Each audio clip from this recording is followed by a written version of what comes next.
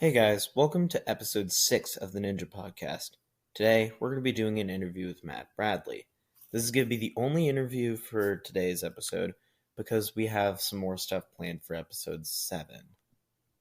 This episode is sponsored by all 5 of our gold sponsors: Vertex Labs Academy, a STEM and Ninja Warrior facility located in Alexandria, Virginia; Salty Ninja Memes, an Instagram account ran by an anonymous user that chronicles ninja memes and brings awareness to preventing sexual harassment in the ninja community; The Art of Ninjas, which is an account that makes graphic designs for ninjas based on what they'd like; Mandatory LLC, a salon and spa that's looking to open in Virginia soon; and Slab Chalks, which makes shorts and other types of apparel for ninja. Alright, welcome to the 5th episode of the Ninja Podcast. Today we're interviewing Matt Bradley, who's been doing ninja for multiple years and has competed on the show multiple times, making it to Vegas. Hey man, how are you? I'm good. How are you? I'm good. So my first question is, what inspired you to design obstacles in the first place? So my favorite part of the show has always been like the obstacles. Like, watching people run is awesome. But I remember when I was younger, I would watch like one run from each episode just to like see all the new obstacles. And I kind of looked at it, I'm like, oh, I can do that. And then I kind of just started trying. I also really like setting competitions. So like that kind of also pushed me to like create new obstacles because people love seeing new obstacles at comps. What's probably the coolest obstacle that you've seen at one of these competitions? Ooh, I really liked Caleb's human flag obstacle from the Ninja Sport Network this weekend. That was so cool. That was that jungle gym, right? Yeah, the one where you're on the board and you kick the thing, it like flips you over. That one was so cool. Yeah. Do you know if anybody actually was able to beat that? I didn't see if anybody did during the competition. Yeah. So Caden was the only one who got it in the course run. A lot of people got the human flag move and then just failed the reverse grab afterwards. Yeah, it was probably due to rushing for time, so I think that's why they didn't get it. Yeah, it was just awkward looking too, so that didn't help. But still, epic obstacle. It was awesome, yeah. My second question is, which one of the obstacles that you have designed is your favorite? So it's not out on DGS yet, but I've been working on this butterfly that is like falling shelves and has like slots in it, so you can do like throwback with it, and then you can also hang it like sideways, like a wingnut, and do stuff with it. I've just found so many fun moves with that. Like you can do throwback with it if you have it like a wingnut. You can do like a sideways throwback. You can do the falling shelves. I love the falling shelves. I've just been able to find so many cool challenges with it. Could you find a way to like do a coffin on it or not? Not yet. I'll find one though. Other than that, what do you have planned for releasing? Yeah, so I mean, I'll definitely be releasing that. I'm working on an obstacle currently where you're lashing at like it's kind of like throwback. So instead of like catching a bar at the start though, it's just a board. So instead of catching the bar and doing the throwback move, you slap that board while you're in the air and bring the other bar around to you. That one's super fun. I'm working on a smaller version of hammer drop. Um, I'm working on another set of like hanging hooks. Those are my best selling product. So I want to do a different version of those. These ones I'm hoping will work to help you set up for grabs as well, which is definitely one of my favorite obstacles. Would they like be able to detach at all or not? No. So it'll be like here. So there's like a hook, normal hook you can land a bar in, and then on the other, like a smaller hook, and that would be the way it would work would be like the bar would balance on there, and it would be counterweighted, so like the bar would stay on, but if you actually tried to weight it, it would fall down. So you'd have to, like you'd set 2 sets of them in a row and up for grabs from the first set to the second set. Okay, that makes sense. Mm-hmm.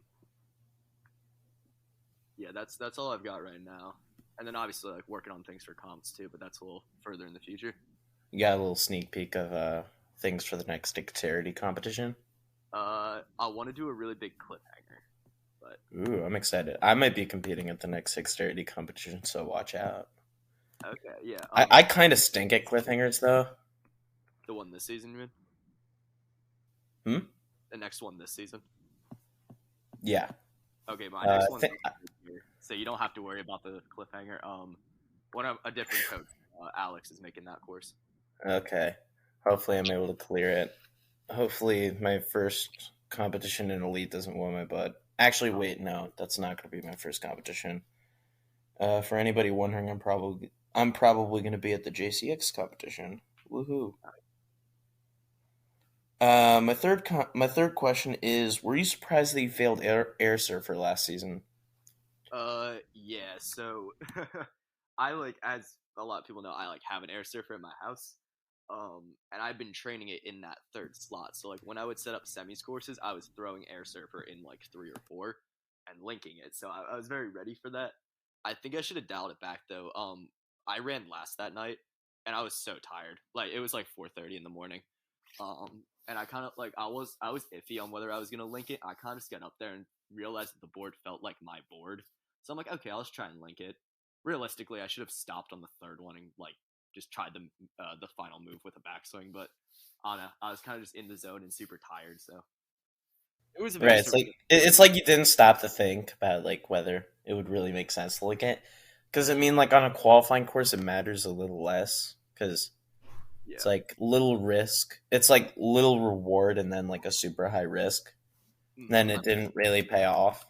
nah, it didn't pay off. I mean, that's kind of how I roll though. Like, I don't know. I kind of just like go with the flow and like let my body do what it wants. Like that's worked for me a lot. I mean, it doesn't always work, but I find that if I don't think about what I'm gonna do as much, then I'm more likely to be creative on the course. So Right. So it's like usually it pays off, but there are also times when it doesn't. absolutely. Especially if you're like super tired, like I was at the time, I wouldn't recommend like going all out if you're not feeling it there mentally. Would So you say that like in terms of the mental side of things, is it better to run earlier or later in the actual shows compared to leagues? I think for the actual show you want to be in like the first 20. Even if you're so I'm someone who likes to go early no matter what. Like I've asked to go first at comps before. Um, so I always like to go early, but Oh for the god. show itself, you always want to be on the earlier side. Like I've run after 4 a.m. like Pacific time multiple times in the show, and it's like not the move. Jeez. That's like 7 a.m. for Eastern time, right? Yeah. Wow. Man, did you get like any sleep when you ran last? Yeah. No, I didn't, because like I was up all night like watching the boys, right? Because like all my friends were spaced throughout the run order, so I didn't really have much time to like rest. Ah, okay. Well, I guess what maybe you could have done is like take naps in between the runs and then like have an alarm set up. Or would it not really work that way? I don't think it would work. I'd honestly rather like stay awake and kind of just be like, because I feel like if I fall asleep, then I'll have to like kind of wake myself back up, like literally, but also like mentally get myself back into that like competition mode. And I'd rather Right. just like, bite the bullet and like have a slow, more cautious run because I'm so tired. Right. And also it's semifinals, like there weren't really super high stakes to it. Yeah, exactly. Like if I had gotten to 8, I would have gone to Vegas, so it would have been fine. Right. Like it's not to say that it doesn't have high stakes because of course like it's for the right to go to Las Vegas for the national finals, but it has less stakes than Vegas because it's not like fall and you're out. You just have to make it to a certain point to be able to qualify. Mm. It's just like you snapped into the specific mindset, and then like you just can control where the board went. Yeah, no, it was kind of like I felt really good too, because like on the first 2 moves landed fine, and then I was like, I'm just gonna hit this last one, and then the last one is just like twice as far as the second one, so it just didn't work. But that's fine. My next question actually ties into that. What would you have done differently, like going on the course? Um, for this specific one, a lot of people have asked me this. I would have either like treated the air surfer more like an agility, where like you kind of stop before it and collect yourself. Because like a link is essentially like agility, but like for your arms. Um, Yeah, and before I do agility, I have this like little thing I do where like I'll get into like my agility stance and like flick my wrist around. Like that just like puts me in the right headspace. So I would have either done something like that or just like ran into it like I did, but then just stopped on the second cradle. Like either or would have been fine. I would have ripped for the rest of the course though. Like I was trying to get on the power tower. yeah. Do you feel like you would have cleared the entire course? Yeah, I think so. That course was like very good for my skill set. I mean, there was like a cliffhanger and like bar tech and like the rest of the course. So like those are the things I feel most comfortable on. Do you feel like you would have won the power tower had you gotten into it? Um, I don't know. I mean, Jay is such a tough opponent and he's so fast. I think I would have either fallen or won. I don't think I would have like lost for time. You would have just gone for broke. Yeah, because I mean, that is just for fun. So I would have tried to like link the shelves. Actually, it's funny. So Jay linked the shelves sideways. That was actually my beta. We like were discussing it like the night after. So you would have seen two people try and do the shelf sideways, and I would have just hoped it worked. Assuming that you would have gotten to Vegas with that, how far do you think you could have gotten? I think I would have failed the rope. I tested and did really well in testing. So, like, based off that, I think I would have failed the rope. There's no shot I would have gotten the rope, though. He would have been another one of the people who failed the rope. Number 6. Yeah. Yeah. It's really hard, man. Yeah, but did they give pole in prior seasons, or was like this the first time that they actually didn't give any pole? They give pole like every single time. If you go back and watch any of the previous rope climbs, especially the most recent winner, the wire is very tight when he's climbing. So, yeah. Yeah, that makes sense. Not that much this year, anyway. So, my next question actually ties into the future. How do you think you'll do this season? I think I'll do pretty well this year. Like, I've been training a lot. I kind of have my mental game more like where I want it. I was kind of like changing my mental game a lot last season to kind of figure out what worked, and now I know what works for me. So I'm gonna take my time a little more. I'm still definitely gonna like send because that's fun. Like taking risks is part of the fun of our sport. I feel like I can get to the rope. Whether I get up the rope or not is like another question though. Depends on if they give you enough pull to make it. I mean, maybe. I mean, I'd like to be at the point where I can do it without the pull, but that's like a toughie. Where's your speed at right now on the rope? Let's see. I think I did up down up on a 40 and like 39, so I think that makes my 80 like a 35 or something. So I'm not quite there yet, but my like That's not bad. I think the rope now is either 75 or 80. So 70, you'd probably be like 3 or 4 seconds short. yeah, it's 79 to the platform. Someone measured it with like a laser. Okay. So yeah, I don't know. I do think there's a difference between like a tall rope and like going up and down a short rope though. Like I have tried 80s that are like straight up, and it's harder than going up and down. Like it's hard. I don't know exactly why. I think Is the rope that they have for the Vegas finals, is it super thick or? No, it's like an inch and a half. It's like a normal size rope. It used to be a 2-inch rope, but they changed it this year. So they tried to make it easier by making it easier to grasp, but then they also like sort of removed some of the pull. Yeah, I also think that the thinner rope might actually be harder because it's stretchier. I think like that bounce can like because you'll have you ever tried like an 80 on a crane before? No, but I have tried some smaller ones like a 40. Okay, yeah, like an 80 on a crane is like it's like bouncy. So if you ever tried like an infinity rope or like one of the ropes where you like feed it through a system, it's like harder because the rope is dropping. Yeah, like the stuff that Josiah does. Yeah, exactly. So that's a little harder than climbing a straight up rope. But once you get onto those longer ropes, you sort of not as much, but you sort of get that effect because the rope is like stretching and like bouncing. It's very weird. Yeah. But do you think that anybody stands like a legitimate chance of being able to win? Like let's say all the best ninjas get to the rope. Like pick the 10 best ninjas from Ninja and then put them on the rope. Do you think anybody stands a good shot at beating it? Yeah, If AW does what they did last year. I think Vance can do it. I think Sam Folsom can do it. I think Caden could probably do it at this point. Wait, did Sam even get invited last season? No, he didn't apply. Really? Why not? The vaccine requirement. Oh. I believe he'll be applying this year though, which will be awesome. Let's see. I think Jackson Erdos can do the rope. So. In terms of like the top ninjas, where would you see yourself like among them? Like where would you place yourself?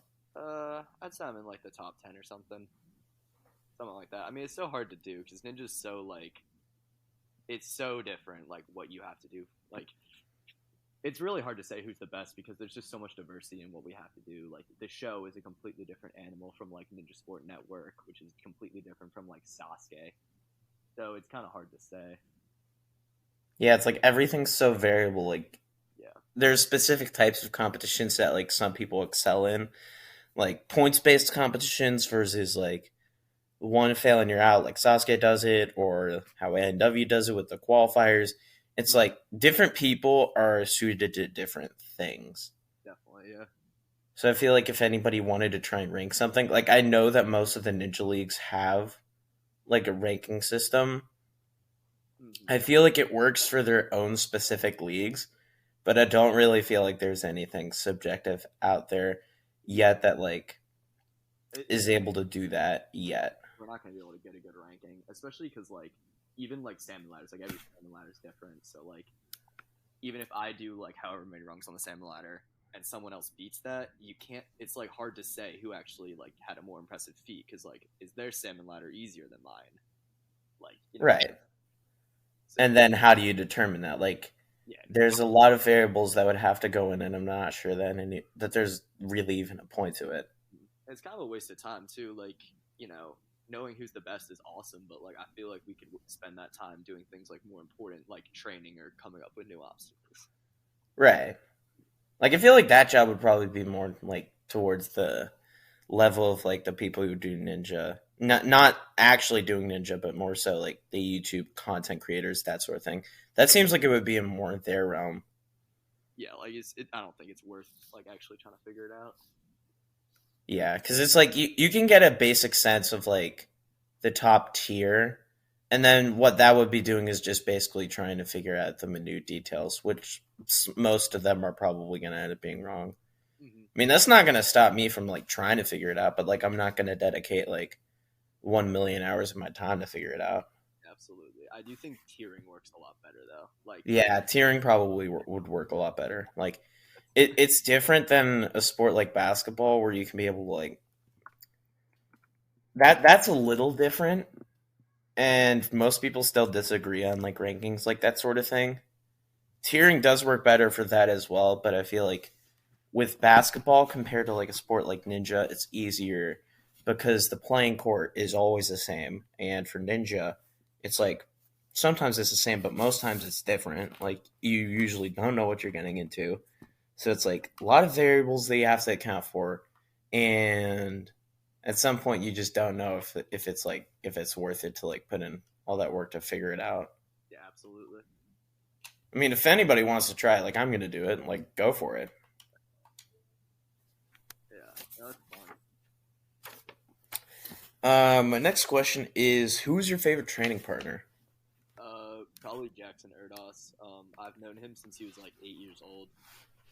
We always push each other to do like hard things. He likes a lot of the same obstacles that I do too, so that's fun. Like we both like to do cliffhanger, both like to do bar tech, both like to do rope. So Wait, what was the name of the cliffhanger that was in the really big one, yeah, the really big one. Crimson, Hmm?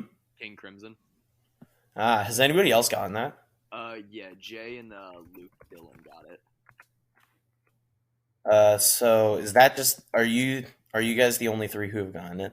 Yeah, it's not up anymore because I like changed some of the ledges around.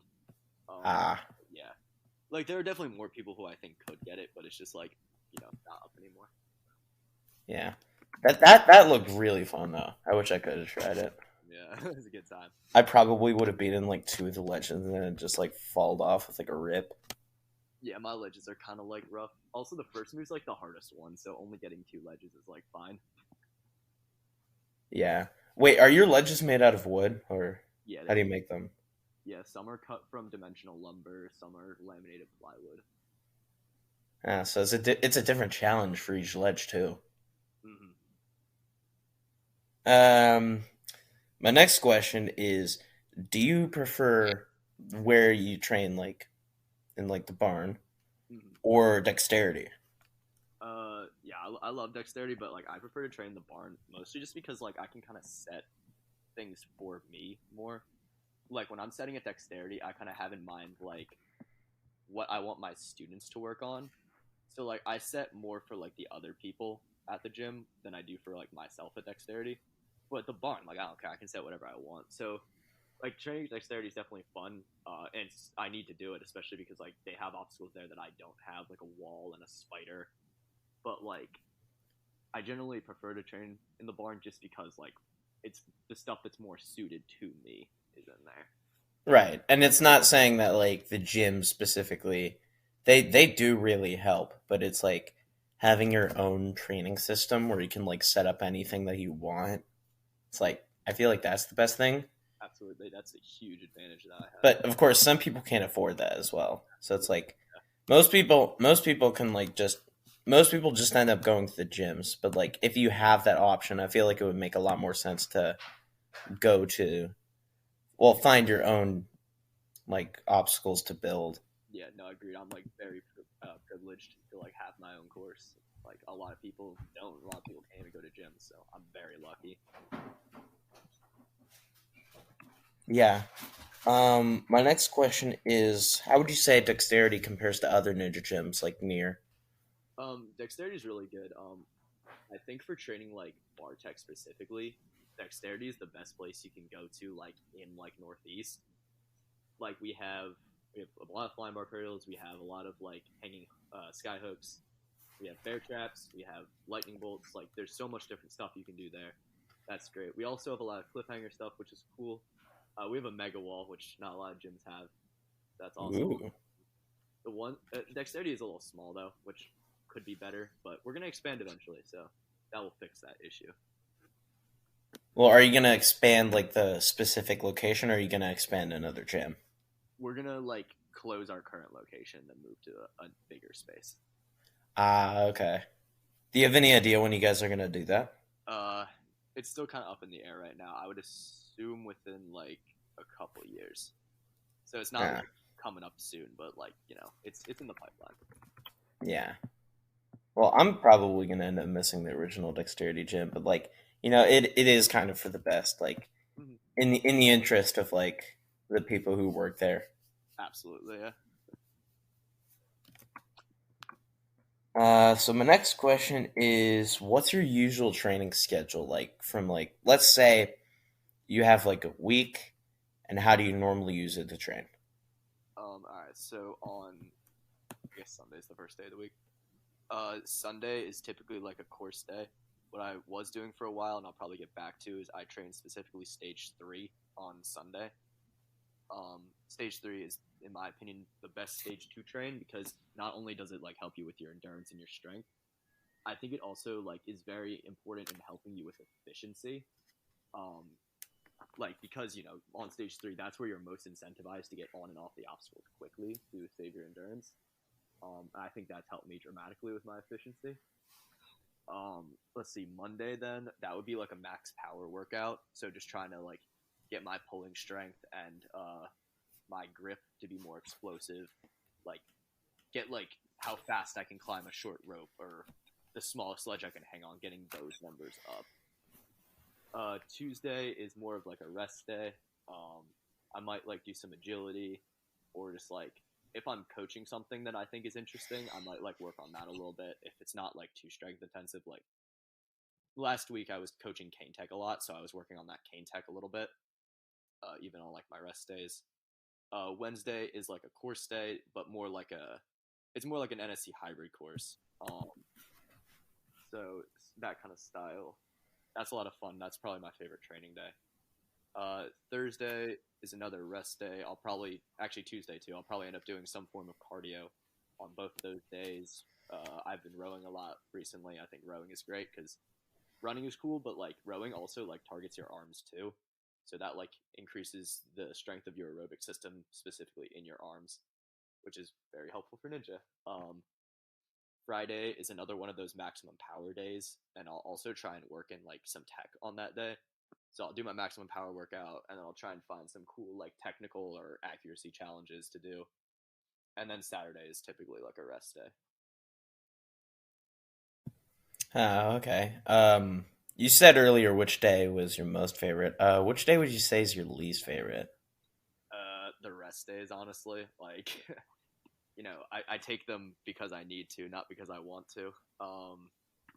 And like I'm not the biggest fan of working on cardio either. So like Ooh, yeah, cardio. Ugh. cardio is really important, man. It's impossible to breathe in Vegas.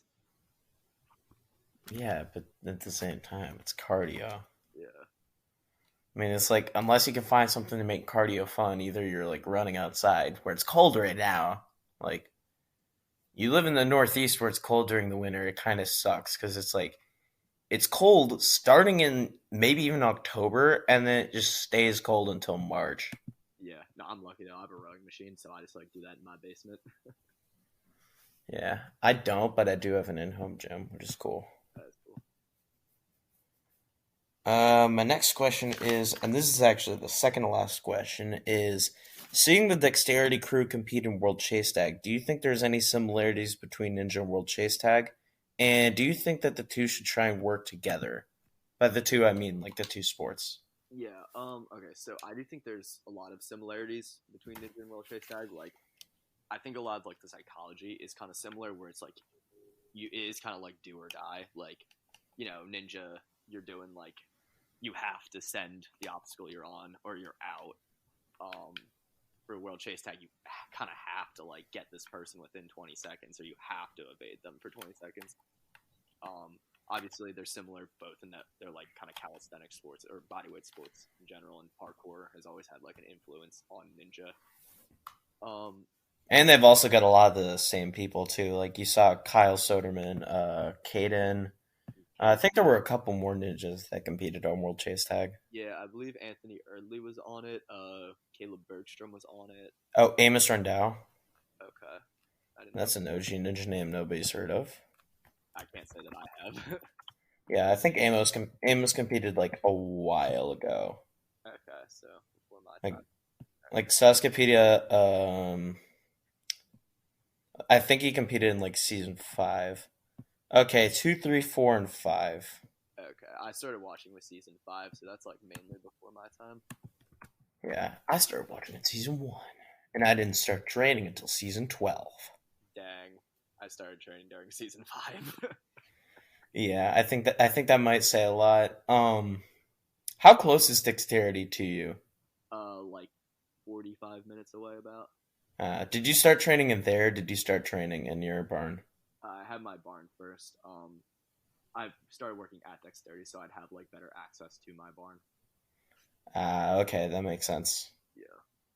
Yeah, I haven't had like any ninja stuff in my house, so it's been like I didn't actually know that there was like a gym super close to me for like a couple years. And I was like, oh, there's a gym that's like 45 minutes away. Cool. Nice. What And then gym? I started heading over there, started doing ninja, and here we are today. Nice. What gym is that? Nova Ninja, it's in Sterling. Oh, I've been to Nova Ninja before. Okay.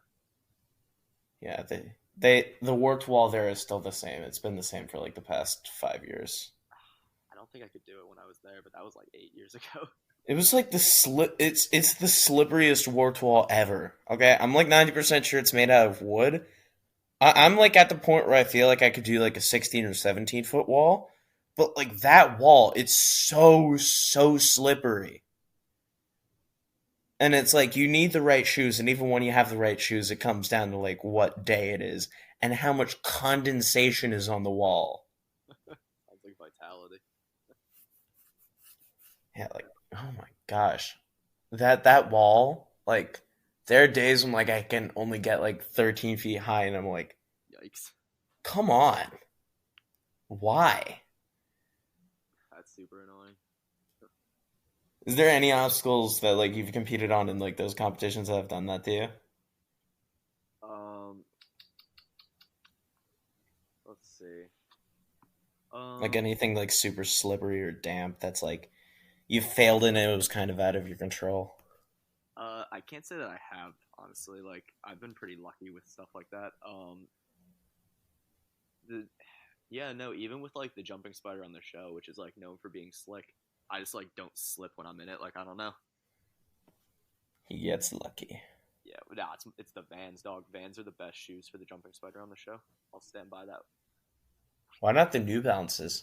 Uh, the increased surface area on the New Balances makes you more likely to slip on dust. Vans got that waffle going on, and like the waffle like works, and I don't know why. Like I've tried the spider in both my New Balances and my Vans. It was way easier in my Vans. Uh, I've been actually using Under Armour for like a while. I don't know if it was a good decision. Like I bought them like a while ago. I think it was like the Under Armour Storm or whatever. Okay, I haven't heard of this. Yeah, basically it's waterproof. So I just had it like if rain ever comes, then it's like my shoes are gonna be fine. Nice. But would you say that you prefer New Balance to Vans, or is it like you use it specifically for each type of competition? No, I like do not like my New Balances. They're too like I don't know, they're too like soft and light. Vans are a lot like stiffer, and I much prefer that.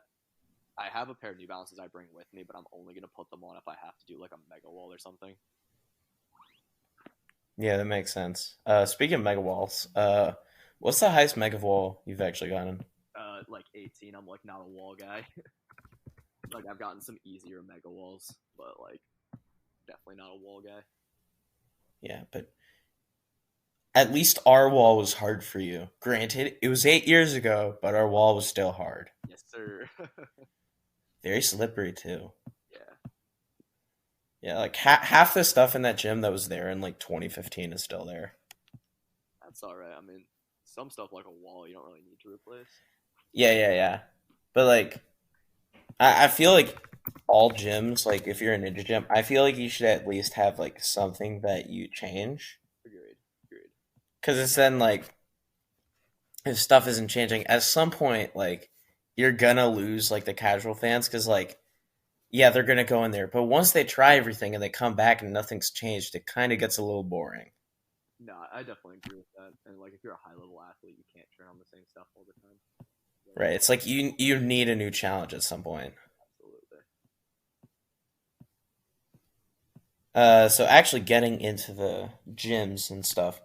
Having done Barnbuilt, would you say Ninja is a sustainable business at this point, or do you still think it's gonna take a couple years before we get to that point?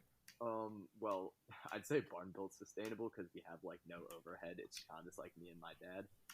Um, so we don't really have expenses, so it's pretty sustainable, I'd say. Ninja as a whole, though, that's tricky because I mean, it certainly seems to be the case. I mean, it does seem like more people are entering the sport. I don't have hard data on this, but like, it seems like more people are entering the sport. It seems like most gyms are able to sustain themselves decently well. Like the Ultimate Ninjas gyms, those are expanding like all over the country. Same with Ninja Nation. So like, it seems like Ninja is pretty sustainable at this point. Right. I think that that might mostly be on the gym side though, because like I have not seen like a ton of stuff other than the gyms. Like you don't see a ton of like ninja shirt stuff. Like I don't know if that just has to do with the fact that like doing retail like that for Ninja. I don't think that that's ready yet, but I do agree with your point on the gyms. Yeah, I think like the sport itself is sustainable. Yeah, We and just now I just think it's a matter of getting it out more to where you get like the casual fans to like buy shirts and stuff. yeah, and that'll always be a little tougher, but like you know, Yeah, but like it's tough for every sport, and like I think Ninja's at a good point now where I feel like if you like remove the show, yeah, it would still be a niche sport, but like I think that the sport would survive at least for the most part. yeah, like you know, there are people right now who like would still do ninja without the show. Like if the show goes down, I'm still gonna like train for fun. And Yeah, same here. yeah, exactly. Like I feel like a lot of the people in the community are like that. So like Yeah, if it's you're like okay, we'll it's still like the casual fan desires the show more than they desire the sport. Like hmm if the show goes down, they wouldn't be watching. But for the competitors, for like 90% of the competitors, if not more, if the show goes down, they're still going to be competing hmm because it's just like most of the people that compete, like it's what we love. being it's fun. It's like the dream. Yeah. Well, that's all I've got, man. Thank you so much for coming out. Yeah. Thank you for having me on. This episode could not be possible without all of our sponsors. Following from gold all the way down to bronze, we have Vertex Labs Academy, Salty Ninja Memes, The Art of Ninjas, Mediatari LLC, Slab Chalks, Squire Squad, Ninja Warrior vs. Battle of the Ninjas, World Ninja Sport, Jump Climb Extreme, Obstacle Athletics, Everybody Loves Racing, Memes for Ninja, A&W Discord, It's So Sarah's Beehive, Blambauer Backyard Builds, Ninja 23, and Shinobi Fitness. Thank you to all these amazing businesses for being willing to sponsor our podcast, and we hope you enjoyed this episode.